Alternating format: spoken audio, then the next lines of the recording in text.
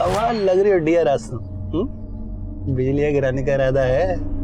तुम्हारे लिए गिफ्ट लेकर आया हूं, ये।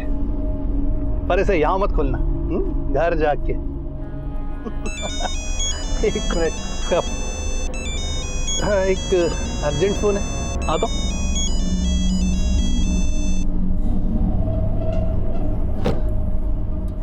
हाँ डियर, बोलो।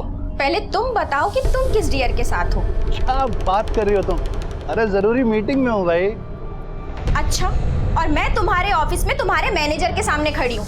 अब तुम मुझे बताओ कि तुम्हारी किस लड़की के साथ मीटिंग चल रही है। अरे कैसी वो क्या? अगर 15 मिनट में तुम घर नहीं पहुंचे तो वहीं आकर तुम्हें और उस लड़की को जान से मार डालूंगी, समझे? अरे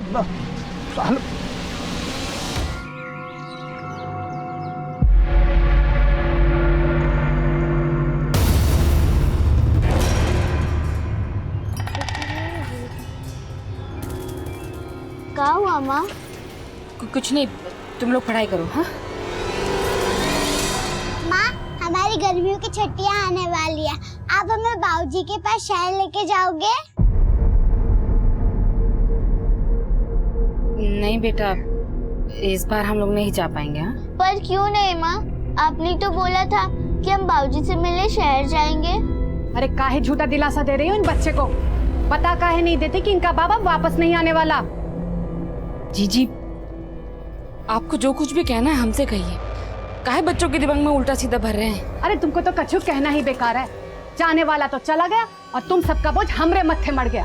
खिलाओ पिलाओ भी, ऊपर से पढ़ाई लिखाई का खर्चा भी। सुन लो तुम लोग, अब से तुम दोनों में से कोई स्कूल नहीं जाएगा। रमा, तुम्हें मना किया है ना, इनको तंग मत किया करो। चलो भीतर, भीतर चलो। सुलेखा, तुम इसकी बातों का बुरा मत माना करो। मैं हूं ना, सब देख लूंगा। बच्चों तुम बैठो, पढ़ाई करो, चलो।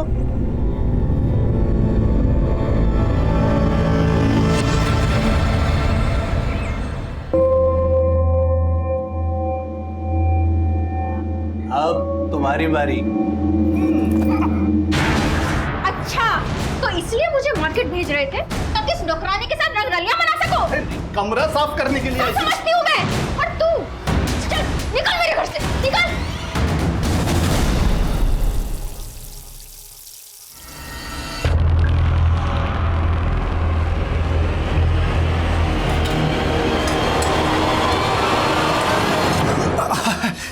अरे छुटकी और गुड्डी कहाँ है?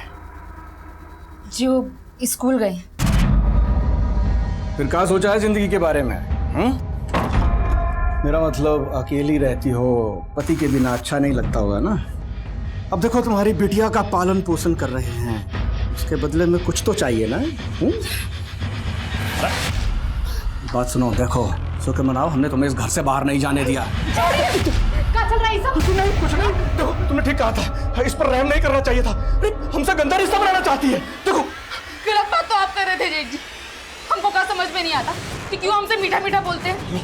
देखिए जीजी, हमारा घर जमीन हमारा हिस्सा दे दीजिए, हम अपने बच्चों का पालन पोषण खुद कर लेंगे। हिस्सा? क्या बोली तुम? हिस्सा चाहिए तुमको? तुमरा शरीर का ना बोलते बोलते नोच करके ना तुम्हारा हिस्सा कर देंगे। एक तो हमारे पति पे डोरे डाल रही हो, ऊपर से हिस्सा मांगती हो। चल निकल। नहीं जीजी, हमारी बात तो हमारी बात तो सुन लीजिए। जीजी ठीक हो ना? जीजी ये कुलच्छनी डायन है, डायन।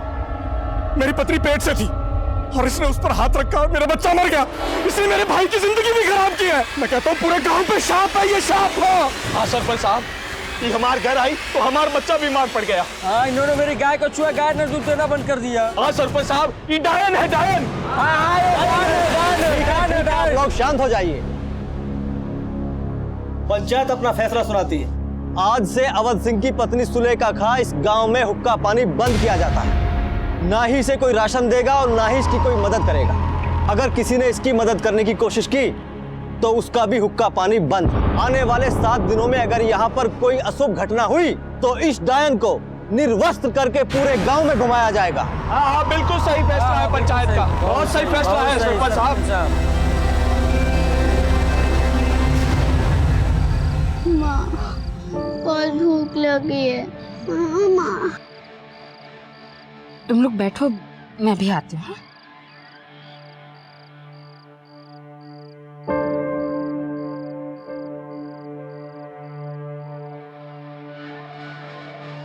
ये लो गुड़ का पानी, तुम दोनों थोड़ा थोड़ा पी लो। हाँ लो। माँ गुड़ का पानी नहीं, दाल भात। हाँ माँ। कहाँ से लाऊं तुम लोगों के लिए दाल भात?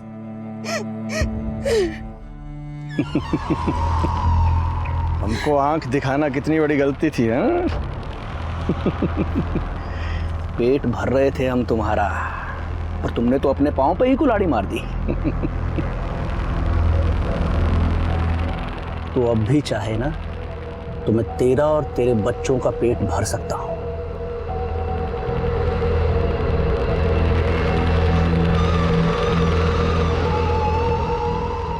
गुड्डी छुटकी, ये लो और अंदर जाओ। जाओ।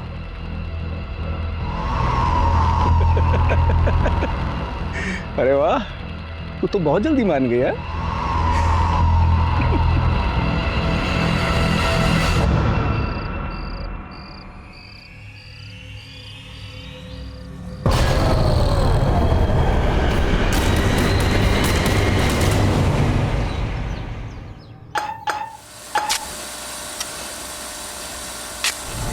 ठेकेदार साहब, क्या हुआ? ये देखिए हड्डी पूरा खोदो।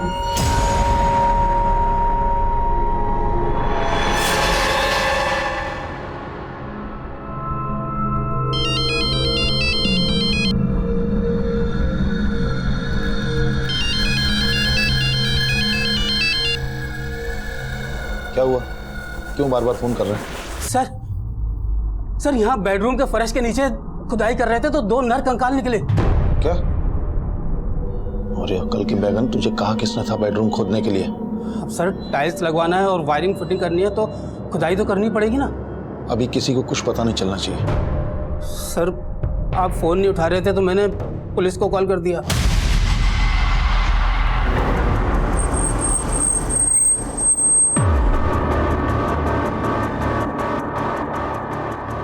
सर अंदर क्या हुआ है हमें जानना है। सर प्लीज बात करने दीजिए सर। सर को बाहर बुलाइए, हमें एक बार बात करनी है sir. Please sir please excuse me. No question please answer दीजिए। नहीं सर।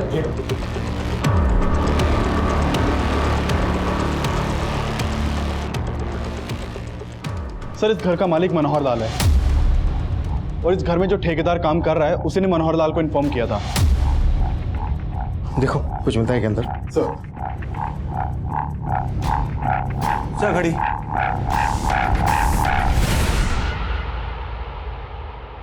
चौदह तारीख। सर ये देखिए, ये खाली गिफ्ट रैपर मिला है।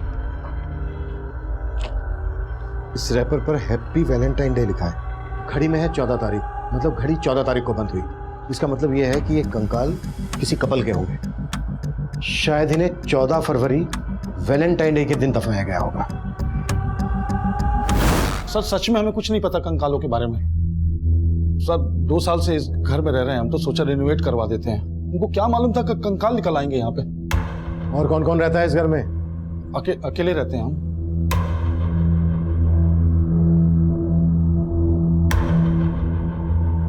राठी, जिनके कंकाल हैं उन्हें कितने समय पहले दफनाया गया होगा? अभी ये बात बताना मुश्किल है सर, लेकिन पेल्विस को देख के लगता है कि एक स्केलेटन मेल है और एक फीमेल। सर किसी भी बॉडी को 1 साल दफनाने के बाद वो कंकाल में बदल जाती है। Thank you. राना, इस मनोहर लाल की कुंडली निकालो।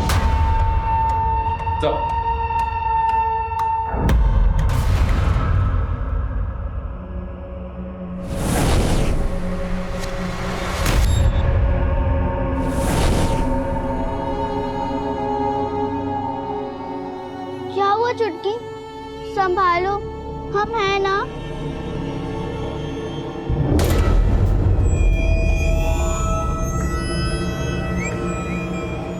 सर इस मकान की खुदाई में हमने 2 तरह के कंक्रीट मिले।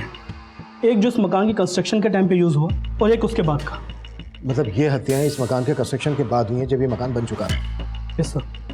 उसके बाद बेडरूम में गड्ढा खोदकर इन लाशों को दफना दिया गया और उसके बाद कंक्रीट और टाइल से उसको कवर कर दिया गया। शर्मा, पता करो ये मकान कब बना था।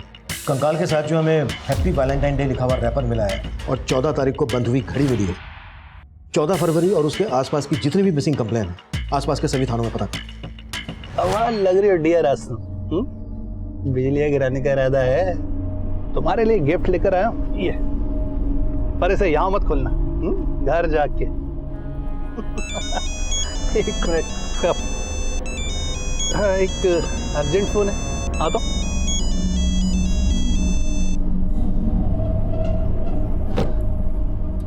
हाँ डियर बोलो। पहले तुम बताओ कि तुम किस डियर के साथ हो। क्या बात कर रही हो तुम? अरे जरूरी मीटिंग में हूँ भाई। अच्छा, और मैं तुम्हारे ऑफिस में तुम्हारे मैनेजर के सामने खड़ी हूँ। अब तुम मुझे बताओ कि तुम्हारी किस लड़की के साथ मीटिंग चल रही है। अरे कैसी वो क्या? अगर 15 मिनट में तुम घर नहीं पहुंचे तो वहीं आकर तुम्हें और उस लड़की को जान से मार डालूंगी, समझे? अरे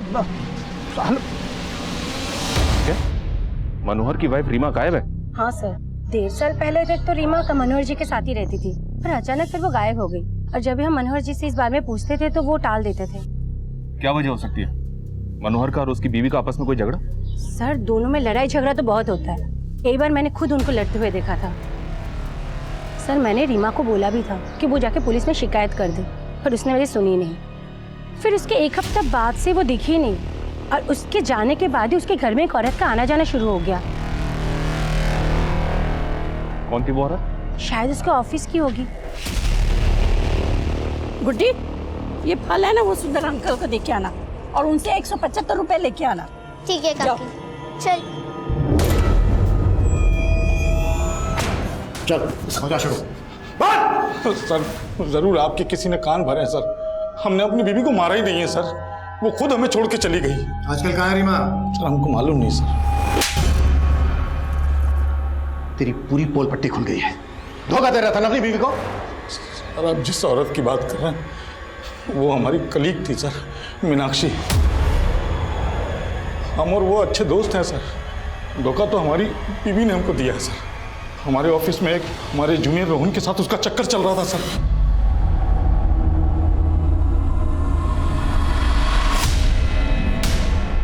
इसलिए तूने रीमा और रोहन को मारकर उस मकान के नीचे काट दिया, तो कंकाल मिले हमें वहां से। अब ये बोल, मीनाक्षी भी इसमें इन्वॉल्व थी? मीनाक्षी मनोहर की बीवी गायब है, और तुम्हारे दोस्त के घर से हमें 2 कंकाल मिले, और तुम्हारे ऑफिस हमने ये भी पता लगा लिया कि रोहन भी तभी से गायब है जब से रीमा। तुमने नहीं तो क्या अकेले मनोहर ने कांड किया है?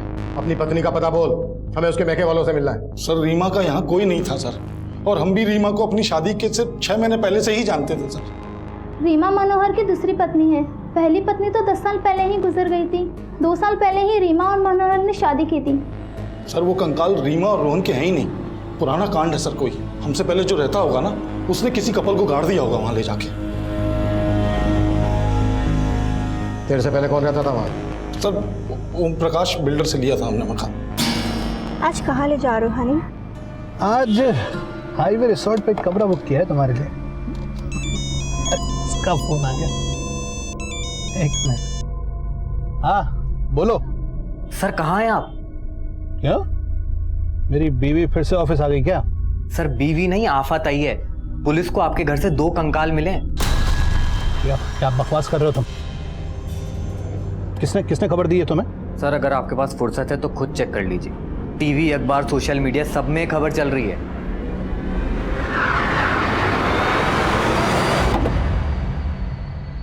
रुक, पैसे लेके आता हूं।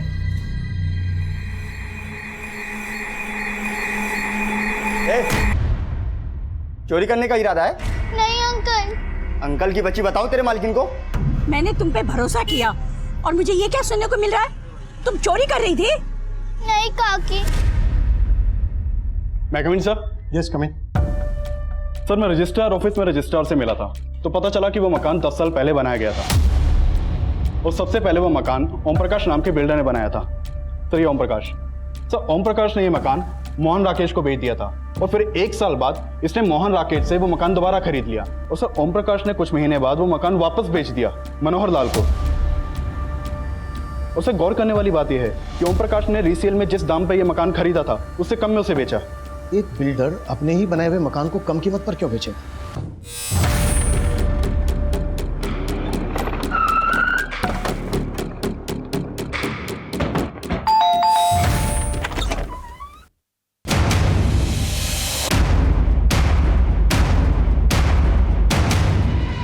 आपने अपना मकान कम कीमत में बेचा। ऐसा होता नहीं है कि कोई बिल्डर खुद की बनाई हुई प्रॉपर्टी नुकसान में बेचे। नहीं, वैसी बात नहीं है सर। क्या है, मेरे को फैमिली के लिए थोड़ा बड़ा घर चाहिए था, इसलिए मैंने वो घर निकाल दिया। बाकी और कोई बात नहीं है सर। कहीं ऐसा तो नहीं है कि कम कीमत में इसलिए बेचा क्योंकि 2 लाशें दफन थी जमीन के नीचे? उस कपल को मार के गाड़ दिया? कौन थे वो लोग जिनके कंकाल मिले हमें? सर ये आप क्या कह रहे हैं? मुझे कुछ भी पता नहीं है सर। मैंने वो मकान बनवाया जरूर था, लेकिन मैं कभी रहने के लिए नहीं गया। मैंने वो मकान मोहन राकेश को बेचा था सर। वो हापुड़ में रहता है। बाद में उसको वो मकान दोबारा बेचना था तो मैंने खरीद लिया सर। ये लीजिए, बाकी मैं ट्रांसफर कर दूंगा। सर वो दोनों नरकंकाल किसके थे मुझे नहीं पता है सर। हो सकता है सर वो मोहन राकेश ने कोई कांड किया हो। वो हापुड़ में रहता है सर।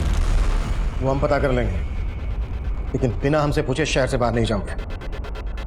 नहीं, बिल्कुल नहीं जाऊंगा सर।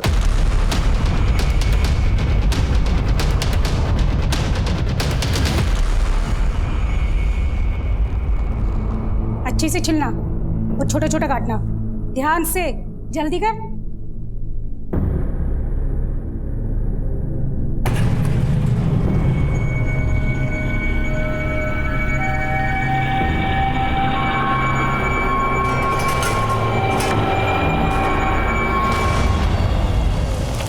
सर वो घर मैंने 2010 में खरीदा था, फिर मेरा मुंबई में ट्रांसफर हो गया। उसके बाद 2015 में मैं रिटायर हो गया। प्रॉपर्टी का कुछ फायदा नहीं था, इसलिए घर बेचने की सोचा मैंने। बिल्डर ओम प्रकाश को पता चला तो उसने वो घर खरीद लिया मुझसे। तब से लेके आज तक मैं अपने बेटे के साथ हापुड़ में रह रहा हूँ। कहीं ऐसा तो नहीं है कि पहले 2 लाशें दफन कर दी और उसके बाद घर बेच दिया? नहीं सर, कुछ समय के लिए मैंने वो घर किराए पर दिया था एक रिटायर आर्मी वाले को। चंदन सिंह नाम था उसका। आप घर की बिल्कुल फिक्र ना करें, अपने घर की तरह हिफाजत करूंगा। 1 साल तक चंदन किराया बराबर भेजता रहा। उसके बाद अचानक उसने पैसे भेजना बंद कर दिया।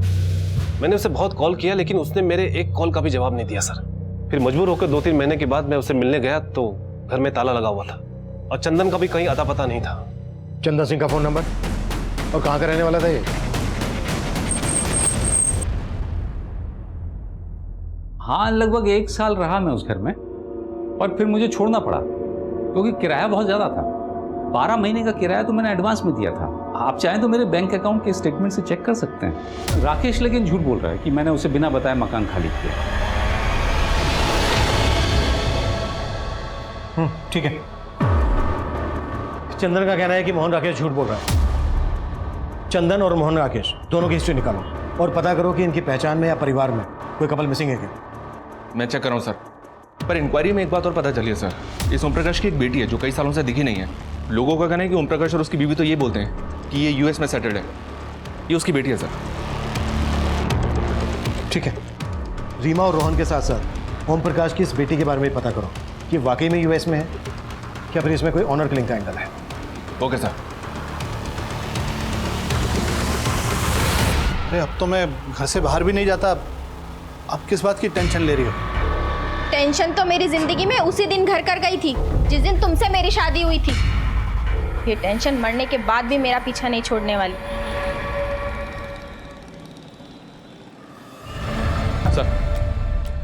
सर मैंने पता किया, ओम प्रकाश की बेटी वाकई में यूएस में सेटल्ड है। लेकिन सर एक मिसिंग कपल मिला है जिसका कनेक्शन ओम प्रकाश के साथ है। इस ओम प्रकाश ने एक बार नगर पालिका के एग्जीक्यूटिव इंजीनियर को जान से मारने की धमकी दी थी। ये देखिए सर, ये वो इंजीनियर है, इसका नाम प्रताप है। इसने एफआईआर भी करवाई थी, लेकिन एफआईआर के चंद दिनों बाद ही प्रताप और उसकी पत्नी प्रीति दोनों लापता हो गए और उस केस का प्राइम सस्पेक्ट ये ओम प्रकाश ही था। चल बोल, वो एग्जीक्यूटिव इंजीनियर प्रताप और उसकी पत्नी कहाँ है? बेवजह शक कर रहे हैं सर मुझ पर। सेशन कोर्ट ने भी मुझे बरी कर दिया है साहब। मेरे खिलाफ कोई सबूत नहीं मिला साहब। सबूत तो अब मिला है। दो कंकाल मिले तेरे बनाए हुए मकान में और वो केस भी अब फिर से खुलेगा। सर बात सिर्फ इतनी सी है कि मैंने उस इंजीनियर को थोड़ा सा धमकाया था साहब। सर वो 1 नंबर का भ्रष्ट आदमी था। डिपार्टमेंटल इंक्वायरी चल रही थी सर, आप पता कर सकते हैं उसके खिलाफ। उसको लगा कि वो अरेस्ट हो जाएगा इसलिए वो गायब हो गया। साहब गाजियाबाद थाने में जाके पता भी कर सकते हैं, पर उसके गायब होने में मेरा कोई हाथ नहीं है सर। जब तक सच ना खुले ना। सर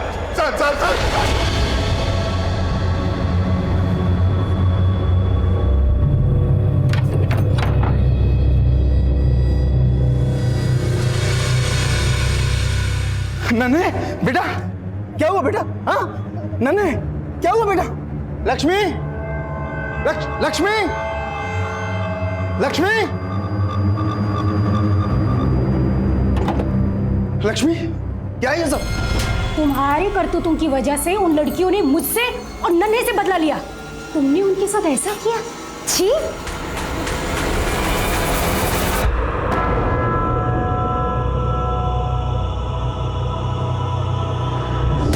ए, रुको!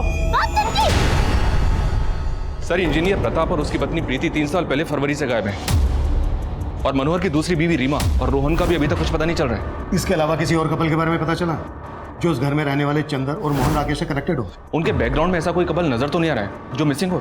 माना रीमा, रोहन, प्रीति, प्रताप नहीं मिल रहे हैं, लेकिन जब तक फोरेंसिक रिपोर्ट नहीं आ जाती तब तक हमें हर पॉसिबिलिटीज पर काम करना है। सर, ये विजय, ये इस एरिया में 7 साल से रह रहा है।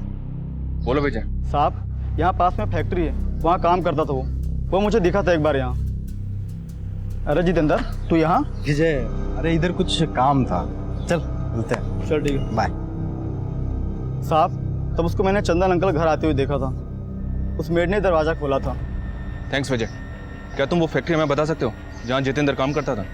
जी, यहीं पास में है। जी हाँ, मैं जब वहाँ रहता था तो एक मेड कुछ दिन के लिए मेरे यहाँ काम करने आया करती थी, लेकिन मैं किसी जितेंद्र को नहीं जानता। मुझे तो ये भी नहीं पता कि कोई जितेंद्र नाम का आदमी उस मेड से मिलने आया करता था। अब कहाँ है वो मेड? मुझे इस बारे में नहीं पता सर। उसने सिर्फ 6-7 दिन मेरे यहाँ काम किया था, मुझे तो अब उसका नाम तक याद नहीं है। कोई 6-7 दिन के लिए मेड तो रखता नहीं। कहीं ऐसा तो नहीं है कि वो आपकी मेड नहीं कोई और थी जिसका जितेंद्र के साथ अफेयर था? जितेंद्र भी 2 साल से गायब है, कहीं वो दोनों कंकाल इन्हीं दोनों के तो नहीं? अरे सर, कैसी बात कर रहे हैं आप? उस दौरान मुझे एक मेड की ज़रूरत थी, इसलिए मैंने आसपास के लोगों को बोला था और वो खुद काम मांगने आई थी मेरे पास। आपको काम वाले बाई की ज़रूरत थी? हाँ हाँ जी, मैं घर के सारे काम करती हूँ, आप मुझे रख लीजिए।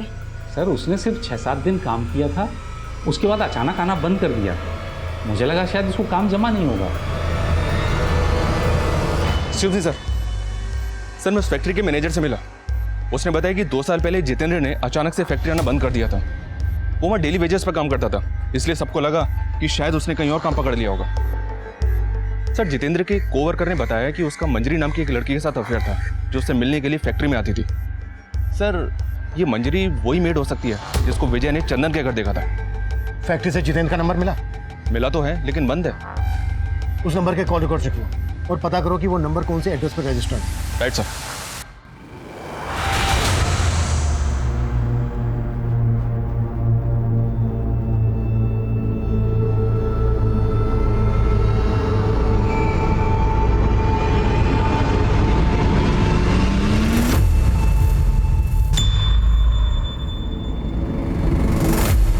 मैं कम इन सर? यस, कम इन। सर, जितेंद्र का नंबर पिछले 2 साल से बंद है। उसके मोबाइल सर्विस प्रोवाइडर से उसका फोटो भी मिला है। ये नंबर मथुरा के एड्रेस पर रजिस्टर्ड था।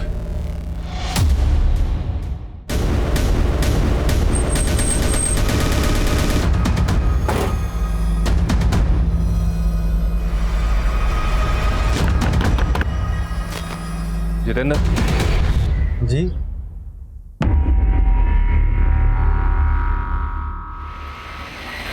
हाँ साहब, मैंने ही चंदन अंकल के यहाँ काम किया था। तुम्हारा नाम? जी, मंजरी। तुम मेरठ में कहाँ रहती थी? जी, वो संगम नगर है ना, बस वहीं पे।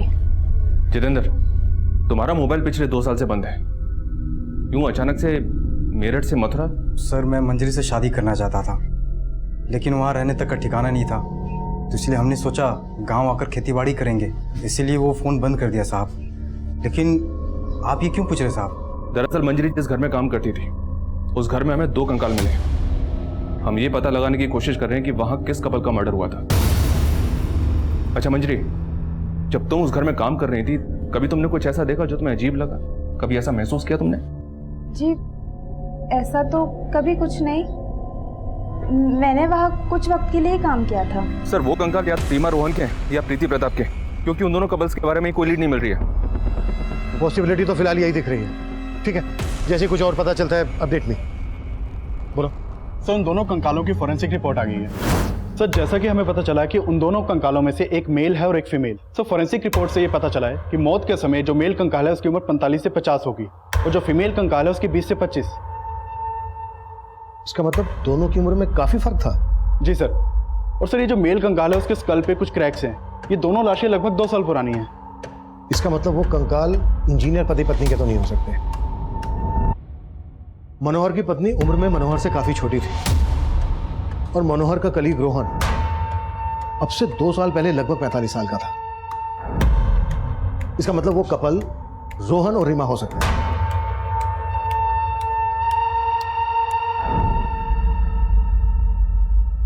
राणा, मनोहर को लेके आओ, क्विक। मैं आई कम इन सर? यस, कम इन। सर, जितेंद्र और मंजरी ने जो अपना एड्रेस दिया था मेरठ का, वो गलत निकला। व्हाट? मंजरी और जितेंद्र ने गलत एड्रेस दिया था?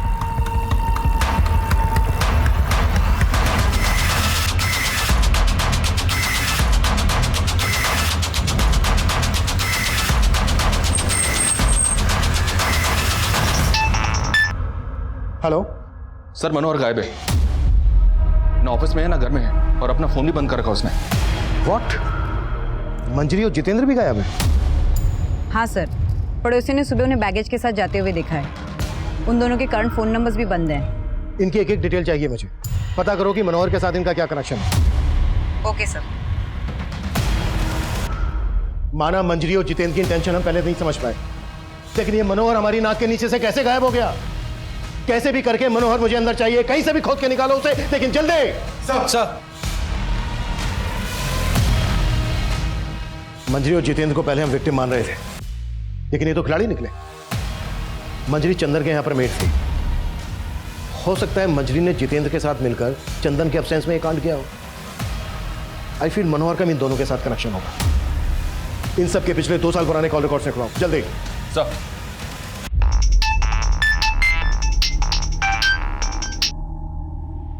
हेलो सर, जितेंद्र के पड़ोसियों से पूछताछ की तो पता चला कि मंजरी यूपी के सिकंदरपुर गांव की थी।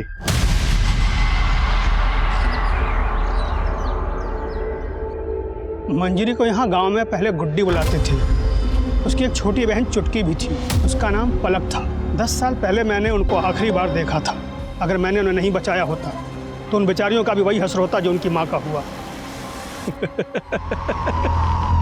अरे वाह, तू तो बहुत जल्दी मान गया। वो हमारा सिर्फ दाना पानी बंद करवा सकता है, अपने वासना की भूख नहीं मिटा सकता, समझो?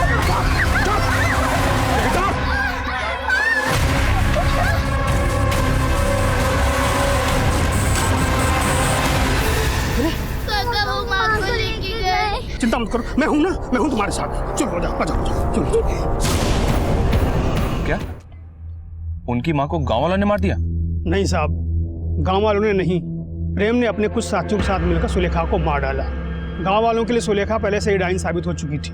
उसकी मौत पर आंसू बहाने वाला कोई नहीं था। तरह तरह की भ्रांतियां भर दी गांव वालों के मन में। उसका फल मिला उसे, तिल तिल के मरा। 2 साल तक खाट से नहीं उठा मरने से पहले। लेकिन मंजरी किसी जितेंद्र नाम के लड़के के साथ शादी करके रह रही थी मथुरा में। वो तो मुझे नहीं मालूम साहब। और उनके पिता? अवध सिंह, वो मेरठ में रहते हैं। वहाँ उन्होंने किसी और औरत के साथ शादी करके घर बसा लिया। मेरठ में जहाँ रहते हैं उनका पता दीजिए।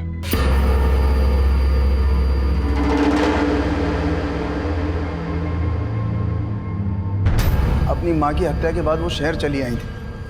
उन्हें तो ये भी नहीं मालूम था कि मैं यहाँ रहता था। उनके पास मेरा एक फोटो था बस। फिर एक फल बेचने वाली औरत की मदद से उन्होंने मेरा पता लगा लिया। ये मेरी सेकंड वाइफ है, लक्ष्मी। मैंने इन्हें भी नहीं बताया था कि मैं पहले से शादीशुदा था। मैं उन दोनों को घर में नौकरानी बना कर ले आया था, और वो ये बर्दाश्त नहीं कर पाई कि उनकी माँ का हक मैंने लक्ष्मी को दिया और उनका हक नन्हे को। फिर एक दिन गुस्से में उन्होंने लक्ष्मी को सब कुछ बता दिया। दरवाजा खोल। तुम ही हो कारण जिसके वजह से हमारे बाबूजी ने हमारी माँ को छोड़ा था। क्या? ये क्या कह रही हो तुम? हाँ, वो सिर्फ नन्हे के नहीं, वो हमारे भी बाबूजी है। और तुम हमें नौकरों की तरह मारती हो, लेकिन अब नहीं सहेंगे हम। अब हम नन्हे को मारेंगे। प्लीज मेरी बात सुन। इसमें नन्हे की क्या गलती है? मैं तो खुद भी नहीं जानती थी कि वो तुम्हारे भी बाबूजी है। प्लीज बेटा, नन्हे के साथ कुछ मत करना। वो दोनों पिघल गई थी, कसूर उनका नहीं इनका था। मैंने तो फिर भी इनको माफ कर दिया, लेकिन वो शायद कभी इनको नहीं माफ करेंगे। इस वक्त कहाँ हैं दोनों बहनें? सर, वो तो उसी दिन चली गई थी और उसके बाद लौट के घर वापस नहीं आई। कहीं ऐसा तो नहीं है कि आप जानते हैं मंजरी कहाँ है और जानबूझकर हमें नहीं बता रहे हैं? सर हमें कुछ नहीं पता, हम सच में आपसे कुछ नहीं छुपा रहे। सर उस फ्रूट बेचने वाली को गुजरे भी सालों हो चुके हैं जब पलक और मंजरी काम करती थी। ना तो जितेंद्र का कुछ पता चल रहा है और ना ही मनोहर के बारे में कोई लीड मिल रही है। May coming sir? Yes coming. Sir Manjari 2 साल से जितेंद्र के साथ जहाँ रह रही थी वहाँ कभी किसी ने पलक को नहीं देखा और जितेंद्र के पड़ोसियों को तो ये तक पता नहीं कि मंजरी की कोई छोटी बहन भी है। इसका मतलब मंजरी के साथ साथ उसकी छोटी बहन पलक भी 2 साल से गायब है। गायब तो मनोहर भी है सर, और उससे हमें उसकी पत्नी रीमा के बैकग्राउंड का पता नहीं चला। तुम कहना चाह रहे हो कि पलक ही रीमा है और पलक नाम बदलकर मनोहर की जिंदगी में आई, इसी वजह से जितेंद्र और मंजरी के साथ साथ मनोहर भी गायब है। अब तक जो बातें सामने आई हैं उससे तो यही लगता है कि मंजरी अपनी छोटी बहन पलक को लेकर बहुत प्रोटेक्टिव थी। अगर पलक का मर्डर हुआ है तो फिर मंजरी भागी क्यों? क्या मंजरी भी अपनी छोटी बहन पलक के मर्डर में इन्वॉल्व है? सर हमने मनोहर, चंदन, जितेंद्र और मंजरी के 2 साल पुराने कॉल रिकॉर्ड्स निकाले। मनोहर का जितेंद्र और मंजरी के साथ तो कोई कनेक्शन नहीं मिला है, लेकिन चंदन, जितेंद्र और मंजरी के कॉल रिकॉर्ड्स में एक कॉमन नंबर मिला है। वो नंबर किसी सोहनलाल का है। ये सोहनलाल है सर, और इसका फोन भी 2 साल से बंद है। सर मंजरी के ऊपर कोसी हाईवे के पास रुद्रनगर में जानलेवा हमला हुआ है और कोसी पुलिस ने मंजरी की फोटो सारे थानों में सर्कुलेट कर दिया है। सर जिस वक्त मंजरी के ऊपर हमला हुआ उसका बच्चा भी उसके साथ था। सर एक आई विटनेस ने जितेंद्र को मंजरी के ऊपर हमला करते हुए देखा था। सर मंजरी जिंदा है और उसका इलाज चल रहा है और कोसी पुलिस जितेंद्र को कोसी में सब जगह ढूंढ रही है। देख, अब अगर कुछ भी छुपाया ना तो हमारे हाथ चलेंगे। ये सोहनलाल कौन है? और ये रीमा मंजरी की छोटी बहन पलक है ना? नहीं सर, ये पलक नहीं है। सर कोसी पुलिस ने जितेंद्र को अरेस्ट कर लिया है।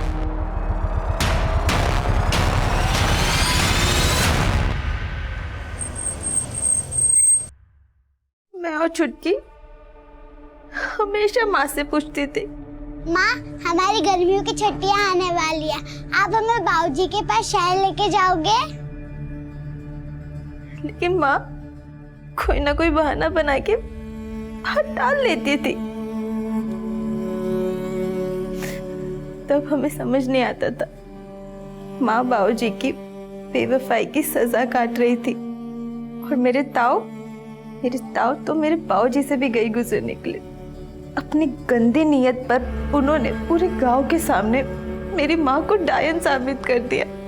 आखिरी बार माँ की शक्ल भी नहीं देख पाए हम दोनों बहनें।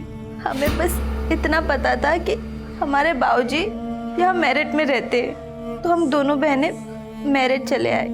फिर फल वाली काकी ने हमारे बाबूजी को खोज तो निकाला, पर वो कई सालों पहले हमें पराया कर चुके थे। हम वहां से भी निकल गए। सोचा उनकी दहलीज पर कभी कदम नहीं रखेंगे। हम काकी के पास लौट रहे थे, तब फिर सोहनलाल आया हमारी जिंदगी में। कहने को वो हमारा मसीहा था, उसने हमें उन लड़कों से बचाया था। वो हमें अपनी नई जिंदगी देने के लिए अपने घर ले गया। बोला कि अरे ये तुम्हारा ही घर है, बैठ। देखो, आज से मुझे ही अपना पापा समझना है और आज से तुम दोनों की सारी जिम्मेदारियां मेरी। उसने हमें पाला, पढ़ाया, सब किया,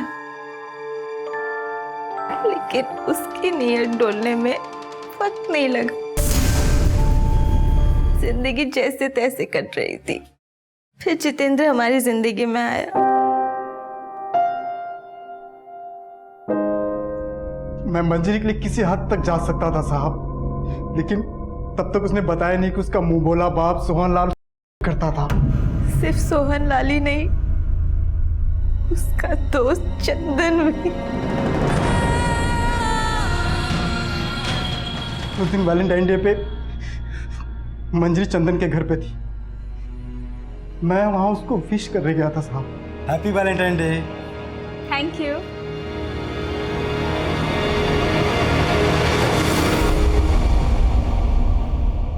क्या हो रहा है मेरे घर पे? हाँ?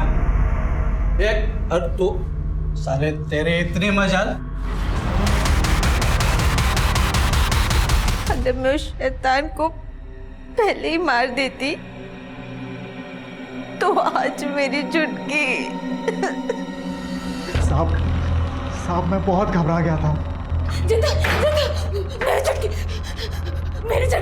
मेरी चटकी। जितेंद्र ने मंजरी के लिए और मैंने अपने लिए लाश वहीं गाड़ने का फैसला किया।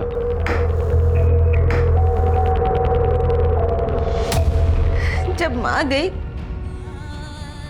तो एक चुटकी ही थी जिससे लिपट कर रो सकती थी, लेकिन अब वो चली गई है तो कोई नहीं है।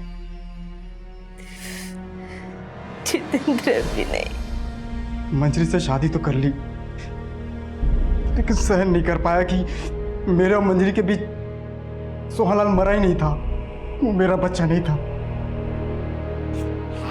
वो सोहनलाल का बच्चा था साहब। और जब आप हमसे मिलकर गए तो मंजरी काफी डर गई थी। पुलिस हम तक पहुंच गई है जितेंद्र। अब हम और नहीं भाग सकते हैं। मैं पुलिस को जाके सब सच बता देती हूँ। मर जाती तो जरूर पछतावा होता साहब। अगर अभी कोई पछतावा नहीं है, जिंदगी ने जो दिया है सब कुछ आपके सामने रख दिया। बस इतनी सी गुजारिश है कि मेरी बेटी वो बने जो मेरी और मेरी छुटकी की किस्मत में नहीं था।